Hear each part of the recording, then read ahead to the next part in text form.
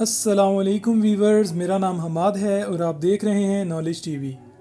دوستو، آج جس کیس کے بارے میں آپ کو اس ویڈیو میں بتانے جا رہا ہوں، اس کیس نے میڈیکل سائنس کی دنیا کو حیران کر دیا تھا۔ یہ کیس ساؤتھ افریقہ کے ایک آدمی مارٹن پسٹوریس کا ہے۔ یہ آدمی 12 سال تک اپنے ہی جسم میں قید رہا، لیکن کیسے؟ کہانی تب شروع ہوتی ہے جب مارٹن صرف 12 سال کا تھا۔ یہ ایک نارمل سا ہیلتھی بچہ تھا جو اپنے ماں باپ اور بہن بھائیوں کے ساتھ ساؤتھ افریقہ کے شہر جوہانسبرگ میں رہتا تھا۔ یہ بات 1980s کے آخر کی ہے، جب مارٹن کی ایک دن اچانک طبیعت خراب ہو گئی اور اس کے گلے میں درد ہونا شروع ہو گیا، لیکن اس کو اندازہ نہیں تھا کہ یہ عام سا دکھنے والا درد دراصل اس کی زندگی تبدیل کر دے گا۔ یہ جب اس دن اسکول سے واپس آیا تو اس کو سردی لگ رہی تھی، اس کو گلے میں درد بھی ہو رہا تھا، جیسے اس کو فلو ہوا ہو، لیکن کسی کو اندازہ ہی نہیں تھا کہ مارٹن اب کبھی بھی مکمل طور پر صحتیاب نہیں ہو سکتا۔ دوستو، مارٹن پہلے جیسا نہیں رہا۔ کچھ ہی دنوں میں مارٹن کی باڈی نے حرکت کرنا چھوڑ دی۔ یہ آہستہ آہستہ پیرالائز ہونا شروع ہو گیا۔ ڈاکٹر کی سمجھ میں نہیں آ رہا تھا کہ مارٹن کو اصل میں ہوا کیا ہے۔ یہ سانس لے رہا تھا، اس کی آنکھیں بھی کھلی ہوئی تھی، لیکن مارٹن نہ تو بول سکتا تھا اور نہ ہی کسی سے آئی کانٹیکٹ کر سکتا تھا، اور نہ ہی یہ کوئی حرکت کر سکتا تھا۔ یہ ایک زندہ لاش کی طرح بن گیا تھا۔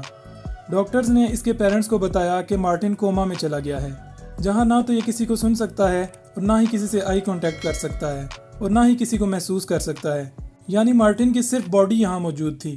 ڈاکٹرز کے مطابق مارٹن کے پاس بہت کم وقت بچا تھا اور یہ کسی بھی وقت مر سکتا تھا۔ یہ خبر سن کر مارٹن کی فیملی کے ہوش ہی اڑ گئے کہ مارٹن کی باڈی تو وہاں موجود ہے، لیکن مارٹن خود ان کے ساتھ نہیں ہے۔ مارٹن کے پیرنٹس کو آئیڈیا ہی نہیں تھا کہ وہ اب کیا کریں۔ مارٹن کوما میں چلا گیا تھا۔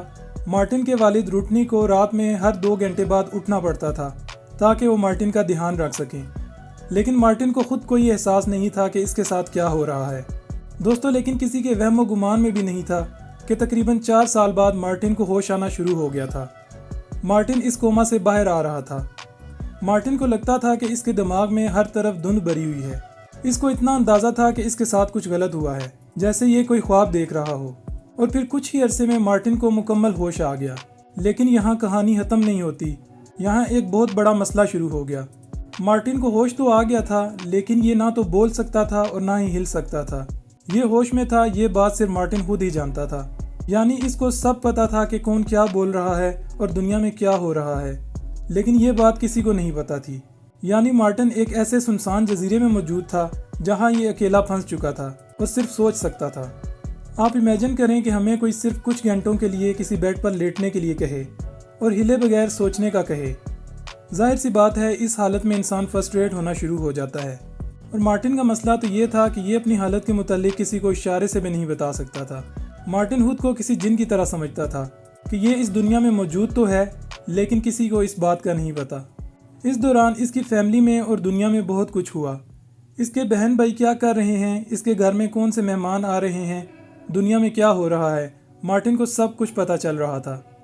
یہ دکھی ہوتا تھا، خوش ہوتا تھا، ڈپریس فیل کرتا تھا، لیکن کسی کو پتہ نہیں تھا کہ مارٹن ہوش میں بھی ہے۔ اس دوران اس کی ماں نے اس کو چیخ کر یہاں تک کہہ دیا تھا کہ مجھے امید ہے تم جلد ہی مر جاؤ، کیونکہ یہ اس کی ایسی حالت دیکھ نہیں سکتی تھی۔ لیکن اس کو یہ نہیں پتا تھا کہ مارٹن سب سن رہا ہے۔ مارٹن کے والد نے اس کا بہت زیادہ خیال رکھا۔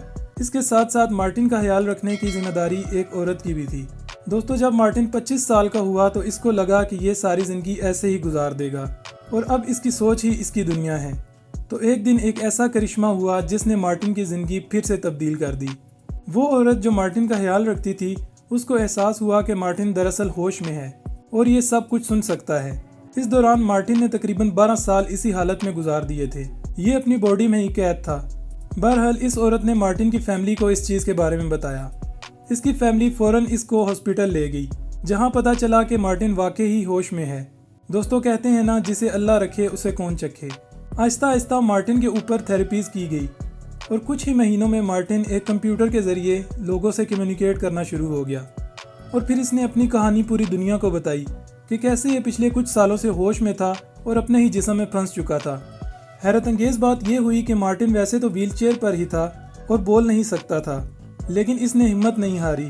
مارٹن نے ایک کالج میں ایڈمیشن لیا جہاں اس نے کمپیوٹر سائنس پڑھی اور پھر اپنی ایک ویب کمپنی بھی بنا لی اور کام کرنا شروع ہو گیا۔ इस दौरान मार्टिन की शादी इसकी बहन की दोस्त से हो गई जो यूके में रहती थी और मार्टिन भी यूके शिफ्ट हो गया। दोस्तों, यहाँ तक कि मार्टिन ने गाड़ी चलाना भी शुरू कर दी जो मार्टिन के लिए खास तौर पर तैयार की गई थी।